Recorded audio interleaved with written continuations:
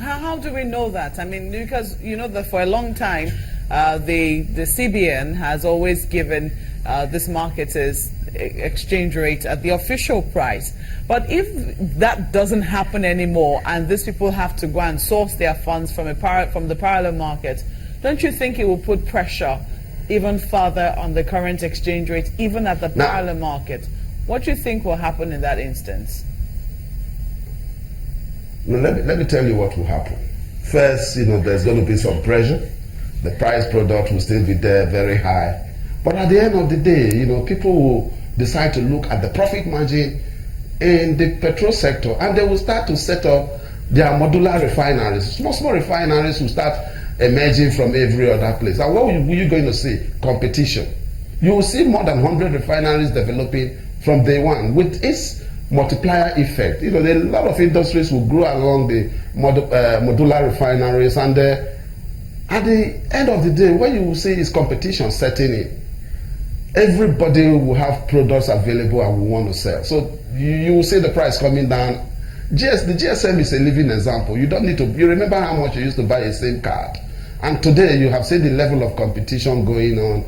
Thank God, other people are also coming into the market, and before you know it, the price will still start coming down. It's simple economics, my sister. It's there for everybody to practice. If you decide to play politics with it, we'll continue with this problem, and we don't have the resources because we must. The product is here. You remember when you were in the secondary school, you did what you call localization of industry. Now we have this product available to us. What do? We take this product abroad and refine it and try to bring it back.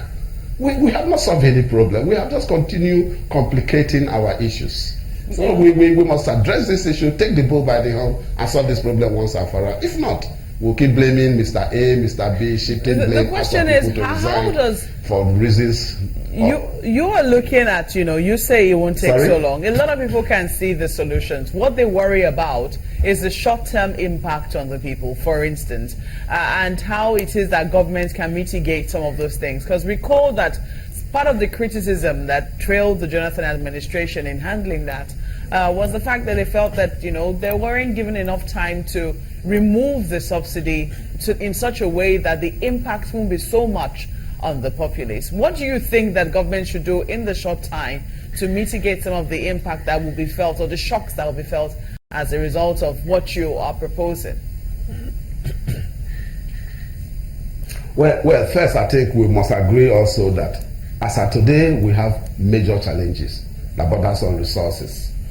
And I believe that whether we like it or not, we cannot sustain this subsidy issue any longer. The best way out today is to try as much as we can to provide some level of succor, provide some kind of transportation arrangement, and also be able to tell the Nigerian people that this exercise will have its consequence. We should not run away from telling the people the truth. There must be a clear change of orientation. That the labor unions, they should understand that we cannot continue sustaining this exercise. So we must allow this whole thing to go. We will suffer the consequence. We cannot run away from it, but on the long run, it's going to be beneficial because the price product might even go a little bit higher. But when competition comes in, it will definitely come down. Government have to find a way of providing some level of transport subsidies or whatever, which is going to be a kind of a local arrangement. But I can assure you that if this product or this project is taken seriously, in the next 2-3 years, you will see the major difference in the economy, and we will all be excited about it. But if we don't, I can assure you that we will be following the price of the international market of oil on a continuous basis, and when there is an increase in prices and we don't have probably funds to buy this product, we will just keep complaining and complaining, and we won't be able to solve our problem. So we have a big problem in our hands. Because we didn't diversify the economy from day one. Would you then advocate that? Sorry? Would you advocate that we go ahead and remove the subsidy now and then put those plans in place, or give it time, put those plans in place to absorb the shock, and then maybe in 2-3 years remove the subsidy? Well, I think if you wait 2-3 years, it's going to be another disaster, because you have already seen the effect. What I think we need to do is to start the orientation, be able to talk to the people. If we start talking to the Nigerian people, they will understand. You know, it's going to be very difficult for them to appreciate, because they will see the consequence that, no, this thing will have a negative impact on us. But we must look also at the long-term effects of the decision that we are taking. And when we take that decision, to avoid, you know, portioning blames, blaming Mr. A for this or blaming Mr. B for this, we have to take this decision, no matter whatever it is. If we don't take this decision, the generation unborn will still blame us, because this decision is a decision that must be taken, whether we like it or not. It is glaring there. It is looking at us at the face, and we think probably we have the resources to continue with this jamboree exercise. It is something that we must do as a nation. We have no alternative to it. So whether we do it today or we do it in the next 3 years, we will keep bearing the consequence till we take the decision. Yeah, but we also have a lot of people who are of the opinion that, well, they don't know how to go about telling the people that they need to do it now, because the people already think that that sector is opaque. They don't see a lot of transparency in terms of how things should go, such that they can then trust the system, which is, I think, was one of the key challenges about convincing the people about it. So they're wondering, put all of those in place before you come tell us, okay, well, if we remove this, you have regulatory bodies to ensure that marketers or whoever dispenses it do not take advantage of the customers. Well, first, there are people that will definitely take advantage of the customers. Let's call a spade a spade. When you remove this subsidy, this huge amount of money, this trillion, almost $1 trillion or more than $1 trillion naira, will go to a different sector of the economy. It will go into the educational sector. Look at the level of decay of infrastructures, the bad roads. Can you imagine what $1 trillion naira will do in respect of, you know, putting our roads together? It will be something you will never ever believe. But unfortunately, even addressing the issue of the corruption, if the subsidy is not there, you know, you will not see all this round tripping and exploitation that we see in this subsidy regime. So I think for us as a people, all we need to try as much as we can is to convince our people. If you tell them that, no, you must go and build a new refineries, set up other refineries before you start, before you remove the subsidy, then automatically you are shifting the D-Day, because the government doesn't even have the money to build the refineries. We need to tell our brothers and sisters, the Nigerian people, the truth, that the resources are not available.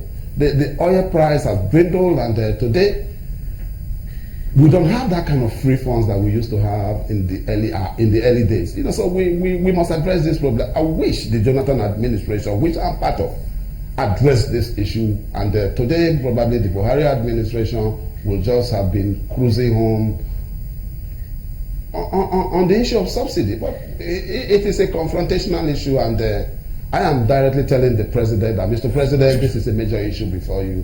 Whether you like it or not, you know, you must take the bull by the horn and address this issue in the interest of the Nigerian people. First, there must be consequence, but at the end of the day, there is light at the end of the tunnel. Do you think he's going to get the support of the House of Reps?